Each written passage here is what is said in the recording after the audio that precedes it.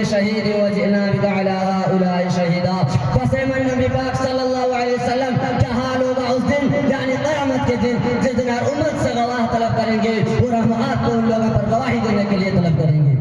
حضرت عبداللہ بن مسعود کہتے ہیں کہ اس آیت کریمہ کا پڑھنا تھا کہ آپ صلی اللہ علیہ وسلم نے فرمایا ابن مسعود ٹھہر جاؤ، میں ٹھہر گیا اور آنکھ اٹھا کر دیکھا تو آپ صلی اللہ علیہ وسلم کی آنکھوں میں آنسو جاری تھے۔ میرے بھائیوں، یہ اس نبی کی خشیت کا حال ہے جسے لئے غفر لک اللہ ما تقدم من ذنبک وما تأخر کا سرٹیفکیٹ حاصل ہے، جسے سید الانبیاء والمرسلین خاتم النبیین اور رحمت للعالمین کا